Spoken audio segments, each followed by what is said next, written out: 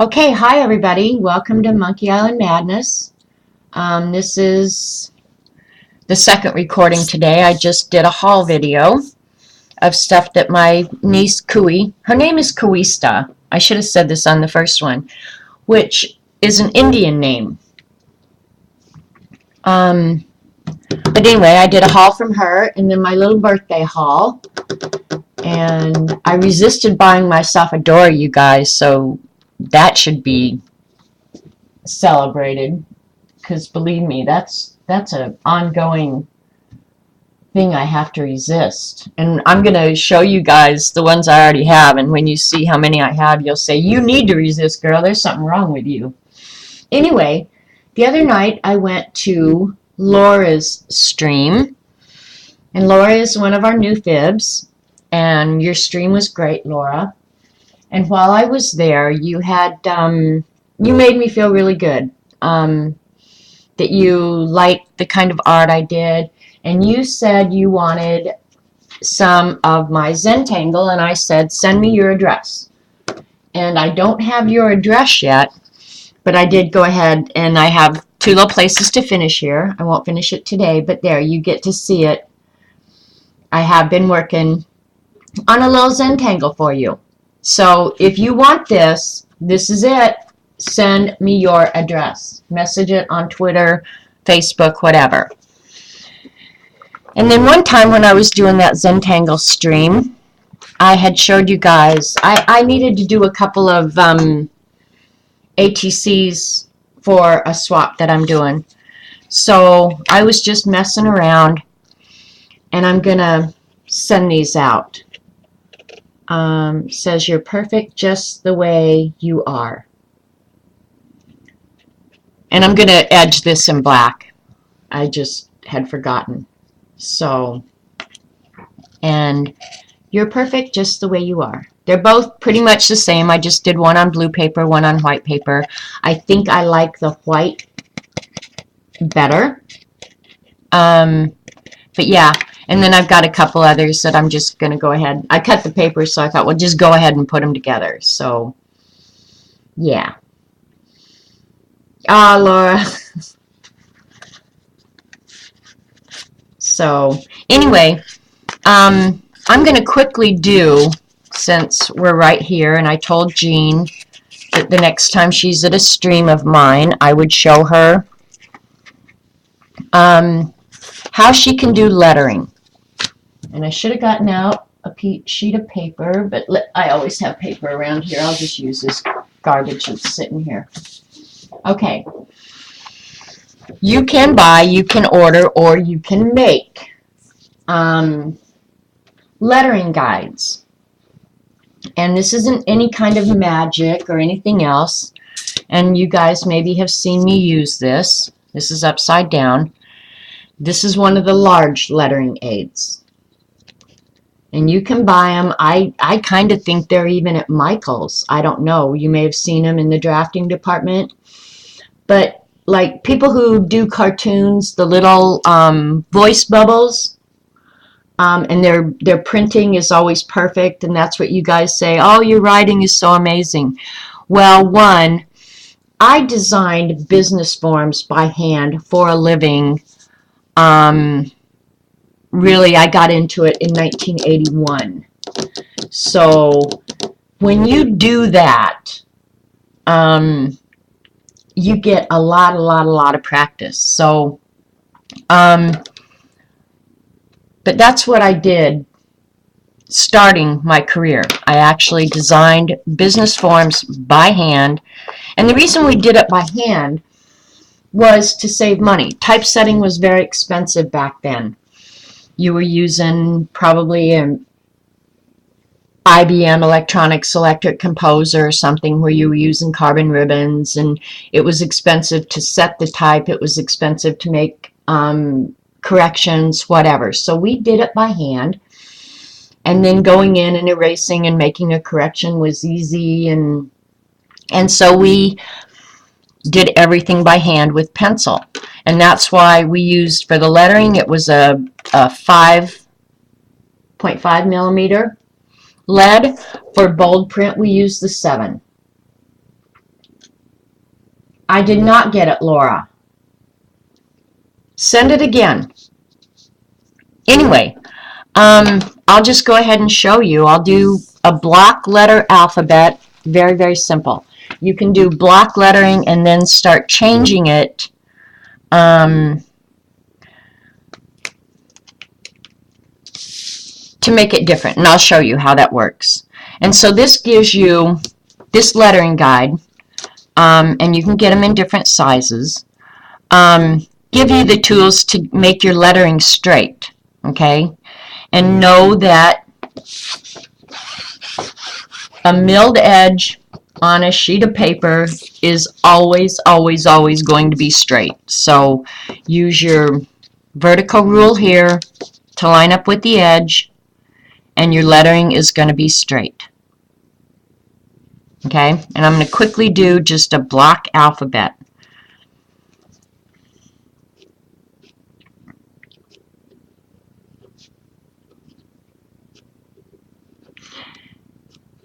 And you don't have to do the serifs on the edge of the letters, just a block alphabet. Simple as can be. Alright. I'm going to have to call him back. That is my brother.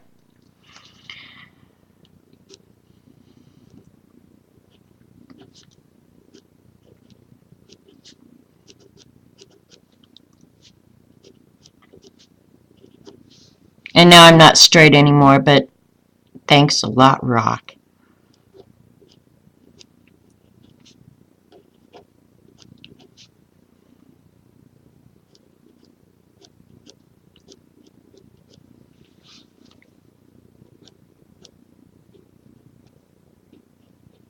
Okay, this is the capital alphabet that you learned in school. Just nothing fancy about it, just block letters. Okay, the size of that lettering is 1/8 inch. And that's what makes my writing look perfect. There's no magic. Absolutely no magic.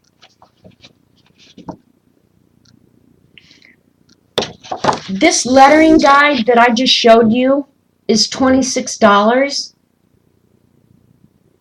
Alright, Jean, back up the boat, girl. We will make sure you get a nice lettering guide that you're not going to pay $1 million for. Are you kidding me? And actually, I'll show you some of these I've made. Okay? If it's that much, do not buy it. I promise you. That's insane. Insane. Anyway, so just get the block alphabet. Just simple stuff. The height of your letter is always going to be consistent. Okay? And you can do that with, I mean, this has a 1/8 inch, and then it gives you the line spacing on here as well. So you can line that up, set that at the baseline of your previous line, and you're going to have exactly 1/8 inch until you write your next one. I'm going to show you how to make one, Jean, here in just a minute. So I'll just quickly write my name in all the different sizes so you can see that it's going to look exactly the same, only a different size with block letters.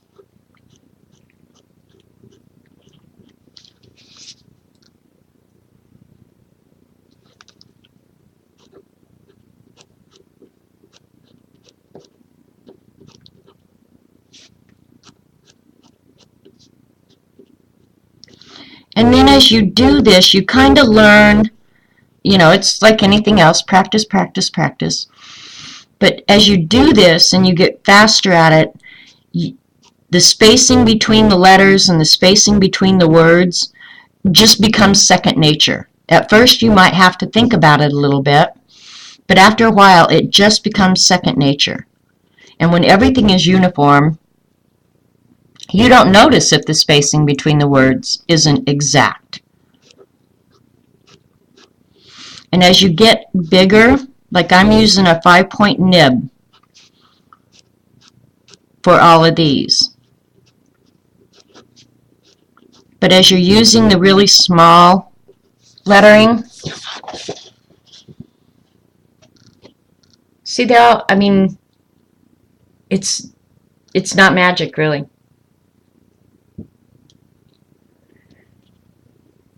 You don't make your letters straight up and down, they curve to the right.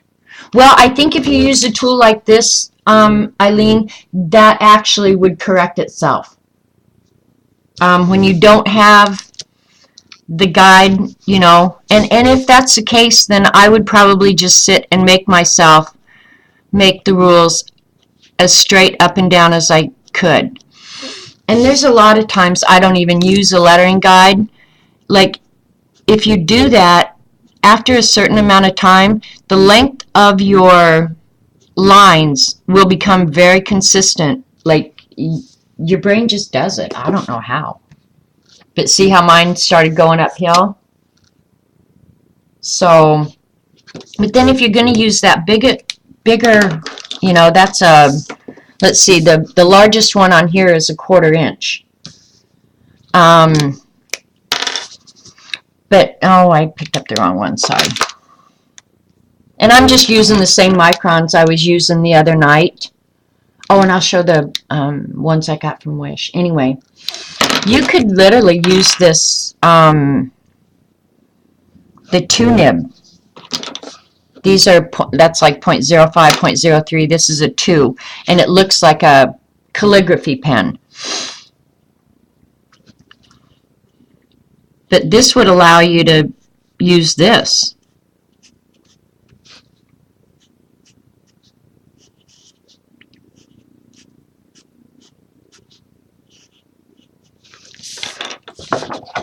So you can use a wider nib on it too. And then it, like, this and this was done with the same lettering, the same spacing. That's both a 1/4 inch.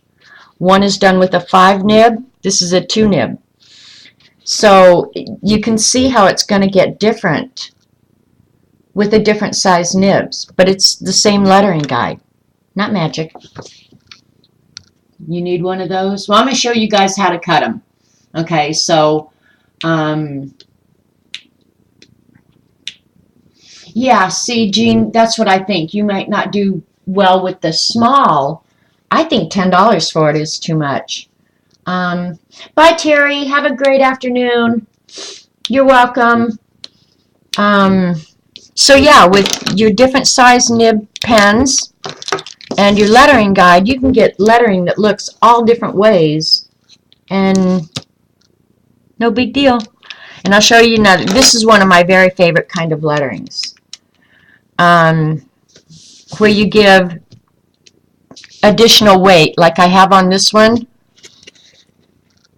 where one side of the letter gets some extra weight and it doesn't look just like regular lettering. eBay UK, $37, OMG. Well, you guys are going to appreciate when I show you how to cut your own. But I'm hoping you can see me. I'm going to try and make sure you can see me. And I'll do it big, so oops, bye-bye pen top. But draw the basic shape of your block letter and draw a line next to it like that.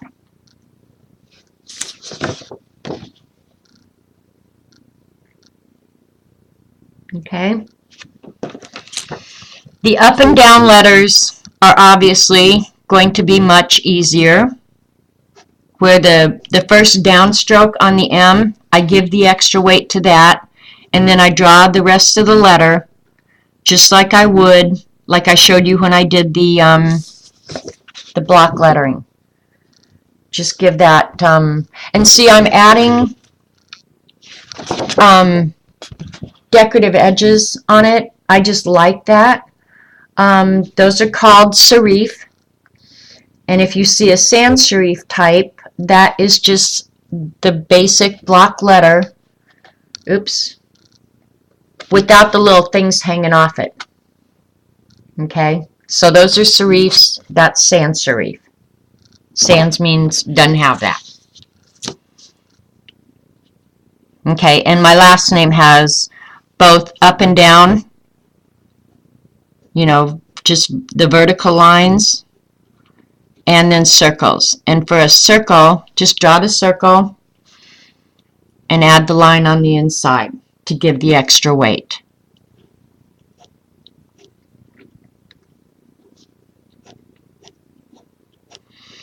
And believe me, they're not uniform at all.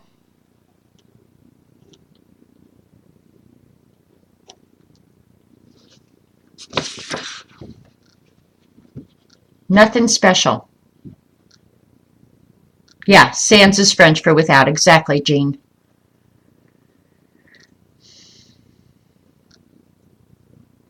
And then if you want, let me see. Oh, my pen top went off the table. Let me get it.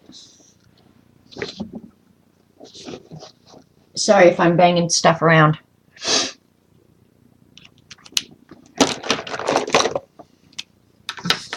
But then if you want to decorate that,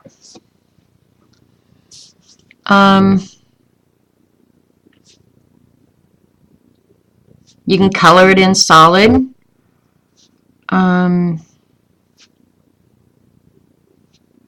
Give it some stripes.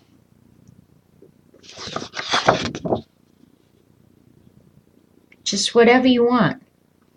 But by having just that basic alphabet where everything's uniform, I mean, really, then it's just limited by your imagination. You can do bold type, you can do fancy, you can add little balls to the end. This was really popular for a while. Just turn it into a Tinker Toy.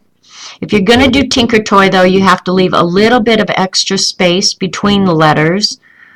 But just like anything else, you get the hang of that at some point, too, where you just leave a little bit extra space to do the Tinker Toy lettering. Yeah, they still look freehand. I mean, I think actually when I was actually designing the forms day after day after day, my handwriting did start looking very machine-like. I mean, without even giving much thought. Okay, and I'll show you one of my handmade ones. But you have to be able to use an X-Acto knife. This one, I don't know. I'll measure it. But this is one of those cutting mats for your kitchen that you can get at Dollar Tree for $1. And I just used a Sharpie, a Sharpie to give myself the line. And this one is, that's a 1/2 inch. So I can do 1/2 inch lettering with this one. So if you have one of those, a cutting mat, another thing you can do, the cutting mats are a little thick to cut through, so I would use like a craft knife or one of those carpet knives probably to cut this. Measure it out, get your cutting mat, and cut it out. Another thing you can use is, and I use these for everything. I cut stencils out of them. I cut everything. You know those plastic report covers? They're easy to cut. The thing is, you have to leave a lot of space between them, because this is going to give when you write against it, if it's too much space. Exactly. You could maybe cut it on your Cameo. Jean, let me look here. I'll show you one I did on acetate that I use in my journal a lot. This one, because I like small lettering in my journal. Can you see that? Let me see what size this is. This is less than 1/8 of an inch on the top one, and the bottom one is 1/8 of an inch. And this is just cut on acetate. And the nice thing about the acetate is when you're writing with it, and this is so small, you have to have a pretty tiny nib to work with this.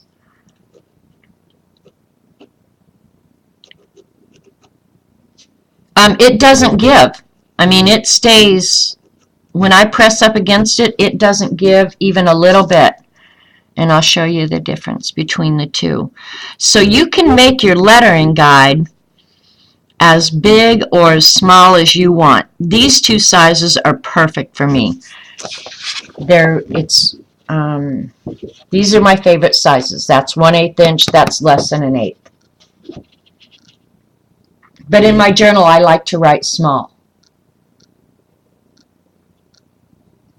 Okay, Debbie Epps. Hi, Debbie. Says that Plaid, I don't even know how you pronounce that, sells a thick stencil material that you have used. Okay, see, I think if you get inventive, if you have, Martha Stewart had some of this acetate. I don't know if it's still out there on the market. I picked up some at Tuesday morning. So, but the acetate, I like this. And another thing I like about this is it's clear. So as you're writing, you can move it down, and I didn't draw the lines on here. You could with a Sharpie. They're probably going to rub off over time, but you might be able to spray it with a fixative to get it to stay, but I don't care because my journal has graph paper, so the rules are already down there. But yeah, this stuff doesn't give, and then because the edges were a little sharp, I just covered it with washi. I'm not sure if you could double it up, Jean. I'm not sure how you would adhere it together, but I mean, you can give it a try. What the heck? Unless it's expensive material. But honestly, I wouldn't pay $10 for that. I wouldn't. I'd make my own.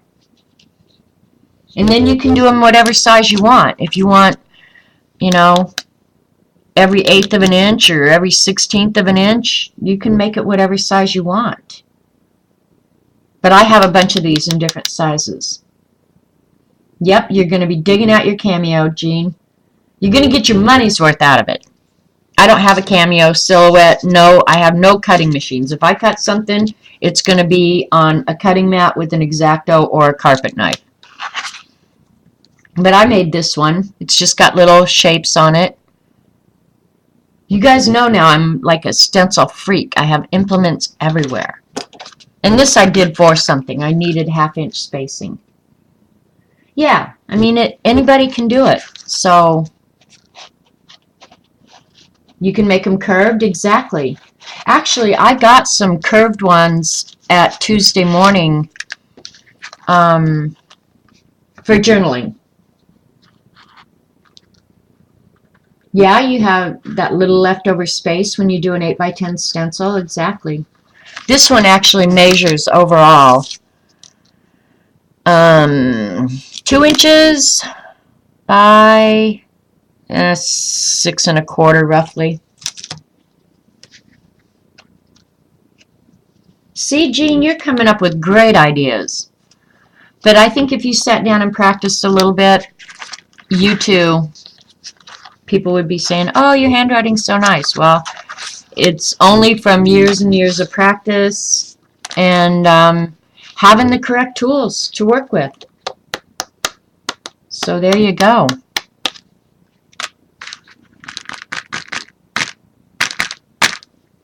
What else do you guys want to see? I mean, I could do show after show after show about lettering, about how to, well, I showed in that first one how you can actually draw lettering as opposed to just your hand lettering. Kids' plastic rulers have that guide cut down the middle, exactly. That might be a little hard, Orla. The only thing I'm thinking about that is, if I remember right, the rulers kind of come up in the middle. If it's totally flat, I'm sorry, Ange. That is frustrating. I've been having trouble too. She keeps losing the signal. Is to make sure the nib of your pen can get down and you're not losing a lot of the spacing because of the thickness of your nib.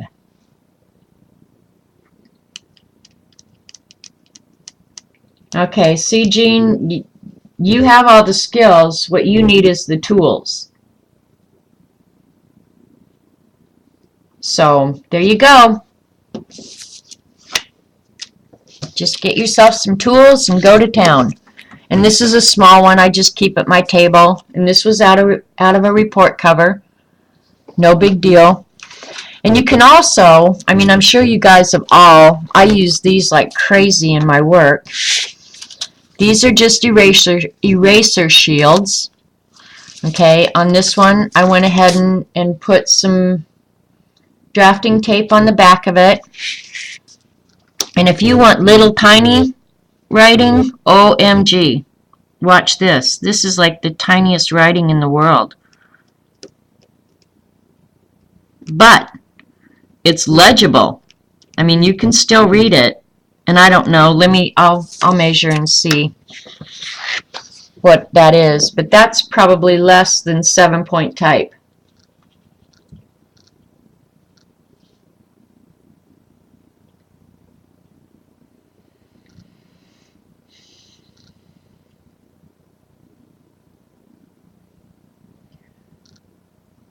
Hi, Delusional Princess. You said, I wonder if one of these things could help with my dysgraphia. You know, all I can say there is give it a whirl and see. Yeah, see, I have, I would imagine a lot of scrapbookers have circle templates. I mean, these things just make your life easy. But yeah, you can use eraser shields. But the thing I would say about these is definitely put something to lift it up off the paper. Well, some of these, I think, actually, this probably is what I used to letter some of those zines that I did for Dee Dee, because I wanted to get a lot of stuff in there. But I know you can walk into Hobby Lobby, Michael's, any of them, and get these. These are just eraser shields. You can get them on Amazon. And the reason I have so many is because the spacing on them, like some of these two, nope, these aren't the same. These are different. The spacing on them is different. See, this spacing is different from this spacing. So that's why I have a lot of them. And I just like having a lot of them. But yeah, when it comes to having triangles and lettering guides and rulers, and if I see it, I have to buy it. Eraser shields are used for exactly what they're called, Jean. For example, when I design forms, this is one of the things we had to, you know, rule the form itself. Plastic is not a good thing to use for ruling, but I'm just going to do it. Okay, and then I want a vertical rule somewhere in here. Unless I stop exactly right there, see how I've gone over that little bit right there? What an eraser shield does is block off the space. I'm just going to use the edge of it so that I can erase my mistake very cleanly.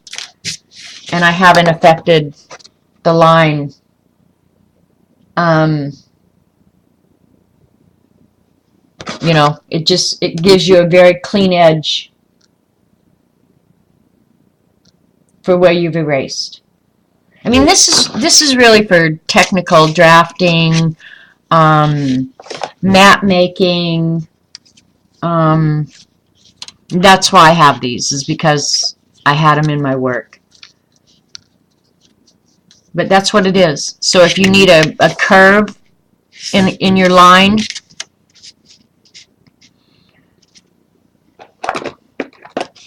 you can, erase around a curve.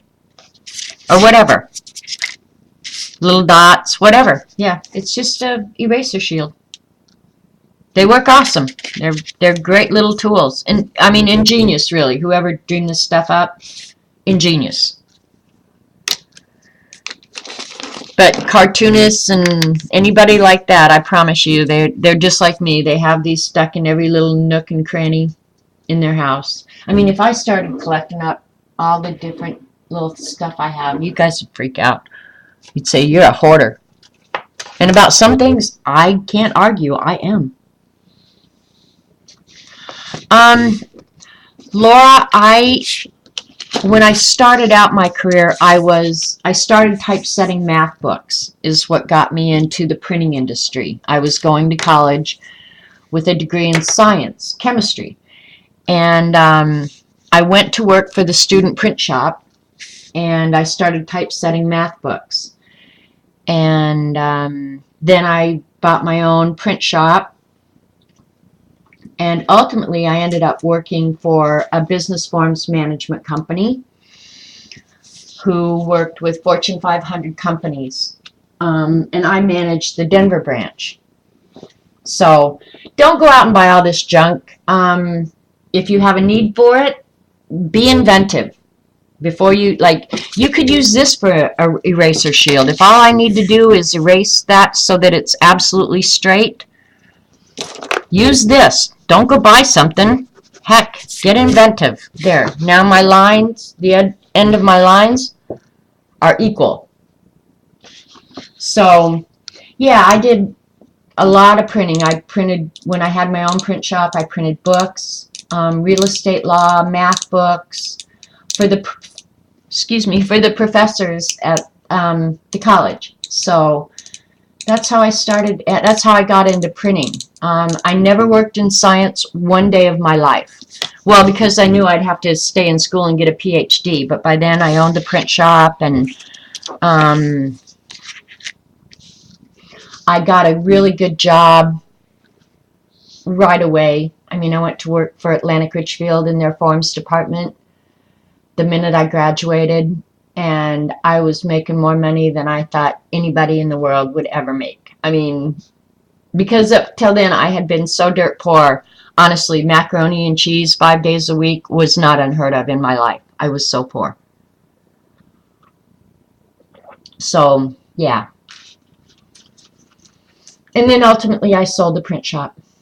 You were a print production manager. Okay, well, so you get this stuff, And I worked in pre-press, post-press. In the end, I ended up running the Denver warehouse, where we did entire forms management programs for Fortune 500 companies.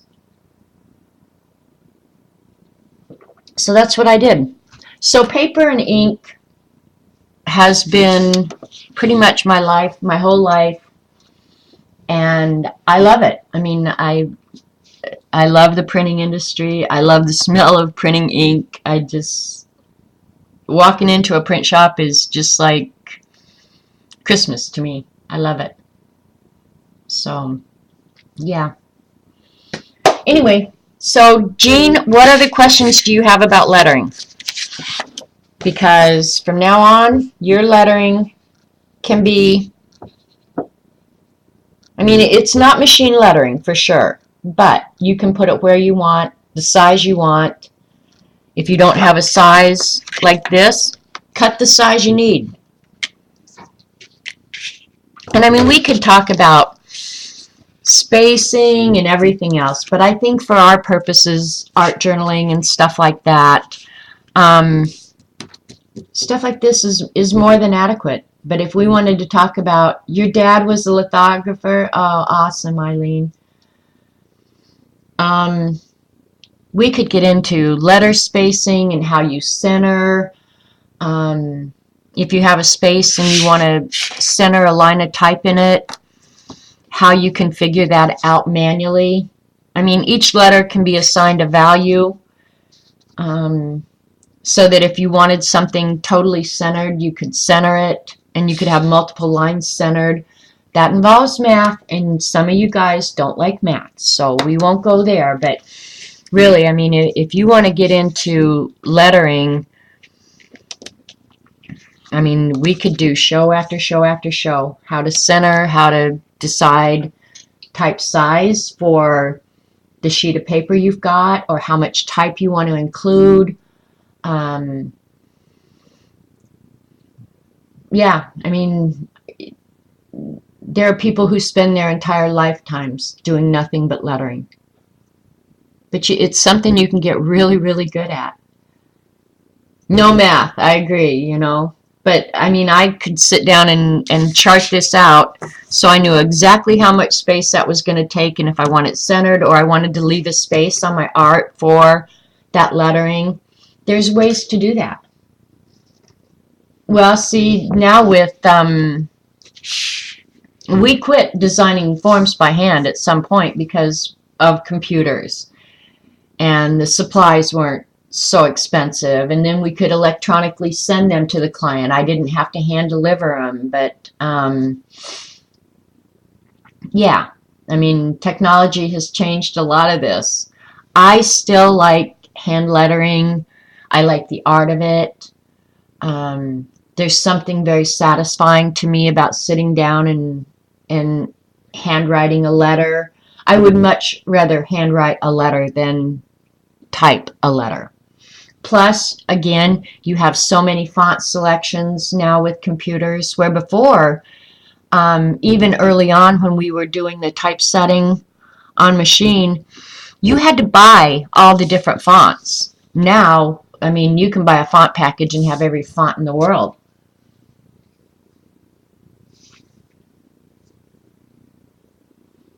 I'm just reading chat real quick. I miss the old print days. I do.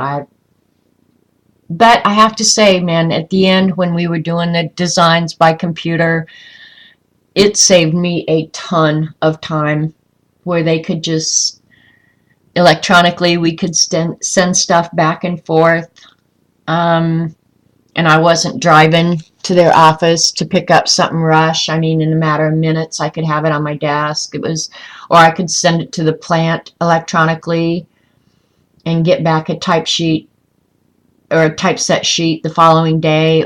You know, where used to be that would take a week. So, yeah. Jean, I think you'll enjoy this, because I know you like hand lettering on your journal pages. So